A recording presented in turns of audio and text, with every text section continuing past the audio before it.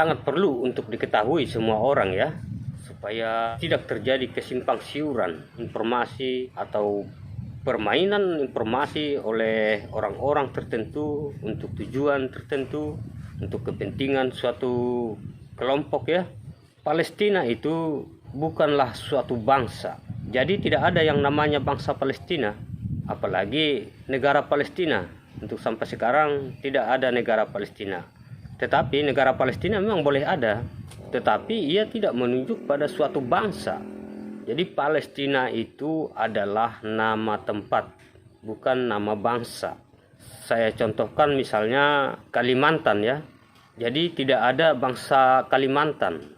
Yang ada di sini adalah bangsa Dayak. Jadi Kalimantan adalah nama tempat dan Dayak adalah nama bangsa. Jadi demikian juga dengan Palestina. Palestina adalah nama tempat, bukan nama bangsa. Jadi kalau disebut orang Palestina, di sana sudah termasuk bisa jadi orang Moab, orang Kanaan, orang Edom, orang Filistin, orang Yahudi atau orang Israel ya. Dan juga ada banyak lagi bangsa di sana ya. Memang bukan bangsa asli yang sudah sejak turun temurun atau dari nenek moyangnya di sana, tetapi bangsa yang mengungsi ke daerah tersebut. Itulah sebabnya kita dapat menemukan komunitas bangsa Armenia, orang Syria. Kita menemukan juga komunitas orang Arab yang berasal dari mungkin dari Arab Saudi, mungkin dari Mesir, dari Yordania, dari Uni Emirat Arab dan lain-lain. Pada masa kekuasaan kerajaan Babilonia yang waktu itu juga menyerang bangsa Israel ya, kerajaan Babilonia mengangkut bangsa Israel ke wilayah yang kita kenal sekarang sebagai Irak, Iran ya. Tetapi kemudian bangsa-bangsa dari tempat lain dimasukkan ke wilayah kerajaan Israel, sehingga ada pertukaran bangsa di sana, ada percampuran. Itulah sebabnya apa yang kita sebut daerah Palestina itu dihuni oleh banyak sekali bangsa. Untuk dapat sampai kepada titik yang terdekat kepada kebenaran, kita harus menggali sejarah. Kita harus menguji sejarah tersebut. Mungkin banyak sejarah yang telah ditulis maupun yang diberitakan ya secara lisan. Berita-berita ini perlu dikaji kebenarannya. Bagaimana sejarah yang sebenarnya daripada Palestina? Jangan ada hal yang kita tutupi. Saya sendiri sebenarnya sempat dikatakan bingung, bisa bingung oleh karena sesuatu yang saya pikir berbeda daripada apa yang saya tahu sebelumnya. Karena begitu gencarnya orang menyebut nama Palestina, bahkan seakan-akan dalam tangkapan saya bahwa mereka berbicara Palestina itu adalah suatu bangsa. Saya kemudian menggali lebih dalam supaya kemudian apabila saya memperkatakannya tidak menjadi suatu berita yang distorsi. Kalau kita mengkaji sejarah bangsa Israel, tentu kita akan lebih banyak atau lebih mudah menemukannya jika kita membaca Alkitab. Memang ada berbagai sumber lain ya, tapi Alkitab saja sebenarnya sudah merupakan sumber yang sangat akurat bagi sejarah Israel. Sebab di sana ada tertulis mengenai kerajaan-kerajaan Israel dan luas wilayahnya ya. Nah, pada catatan tersebut kita tidak akan pernah menemukan apa yang disebut Palestina. Misalnya kita merujuk pada masa kekuasaan Romawi di sana ya.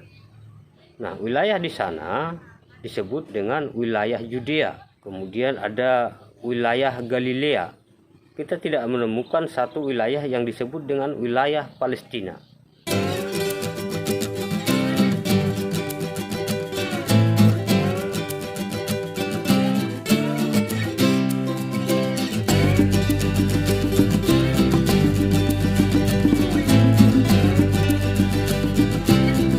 Lalu sejak kapan ada nama Palestina atau penyebutan wilayah Palestina? Ini yang perlu kita ketahui bersama ya. Jadi mari kita simak juga penuturan berikut ini. The Roman occupiers decided to annihilate all Jewish hope for Jerusalem. They decided to crush historical truth. They renamed Jerusalem with a new name, Alia Capitolina.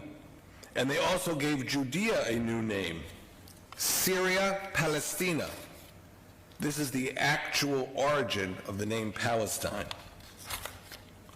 That was the methodology then, and that is the methodology being used today, attacking our very identity and twisting history.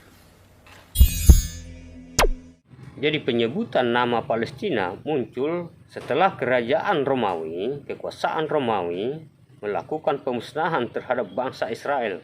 Memang tidak dimusnahkan habis ya, tetap ada yang tersisa. Tetapi yang tersisa itu pun kemudian dilarang untuk datang ke Yerusalem untuk beribadah di bait suci mereka di Yerusalem.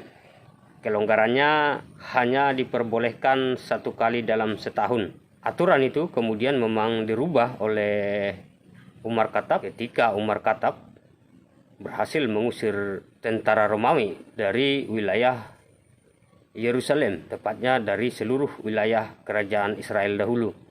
Lalu kemudian pendudukan di daerah kerajaan Israel digantikan oleh kekhalifahan Umar bin Khattab.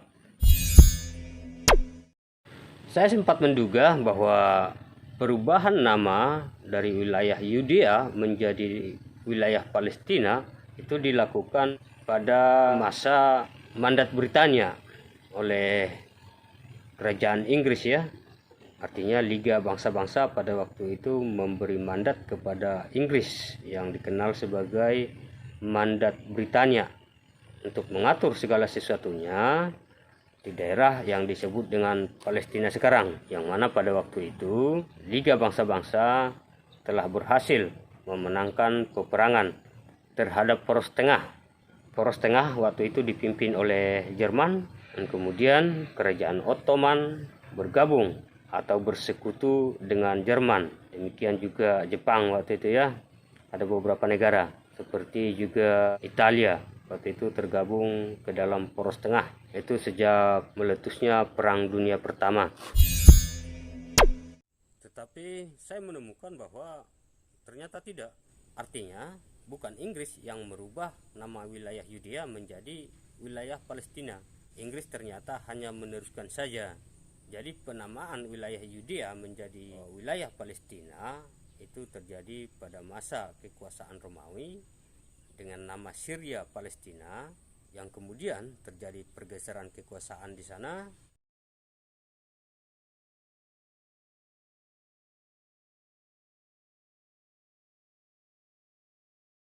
Nama itu kemudian perlahan-lahan bergeser menjadi Palestina. Jadi penyebutan yang tepat untuk orang-orang Arab yang tinggal di Gaza, yang tinggal di tepi barat, atau sebagian yang tinggal di daerah Yerusalem Timur, itu bukan orang Palestina. Itu penyebutan yang tidak tepat. Jadi penyebutan yang benar adalah orang Arab Palestina. Sebab jika kita menyebut orang Palestina, maka di sana termasuk orang Yahudi, ya, termasuk bangsa Israel adalah orang Palestina. Jadi jangan salah-salah lagi, harus jelas ya. Jangan kita mengaburkan sejarah. Mengaburkan sejarah, mendistorsi sejarah adalah juga kejahatan. Kejahatan terhadap kemanusiaan. Jadi kejahatan terhadap kemanusiaan itu bukan hanya semacam membunuh, semacam genosida, tetapi mengaburkan sejarah suatu bangsa adalah juga kejahatan terhadap kemanusiaan. Sebab hal itu telah merusak jati diri suatu bangsa, mengaburkan peradaban suatu bangsa. Yang dapat disebut sebagai penduduk asli atau bangsa asli di daerah Palestina itu adalah orang-orang seperti orang Moab, orang Edom, orang Filistin, orang Kanaan, terutama orang Kanaan, karena sewaktu bangsa Israel datang ke tempat itu, di sana sudah ada bangsa Kanaan. Tetapi semua bangsa-bangsa yang saya sebut tadi itu sebenarnya sudah hampir punah pada masa kerajaan Israel. karena memang pada waktu itu terjadi perang secara terus-menerus. Jadi boleh saya bilang ya, bangsa Israel itu bangsa yang paling mulia akhlaknya ya, yang paling mulia untuk menghargai kemanusiaan, menghargai nilai-nilai kemanusiaan. Bahkan sudah sampai Tuhannya sendiri memerintahkan untuk membunuh semua orang yang mereka temui di wilayah yang diperuntukkan bagi mereka. Tetapi mereka tidak melakukannya secara penuh. Kelihatannya bagi mereka adalah yang penting telah memenangkan peperangan.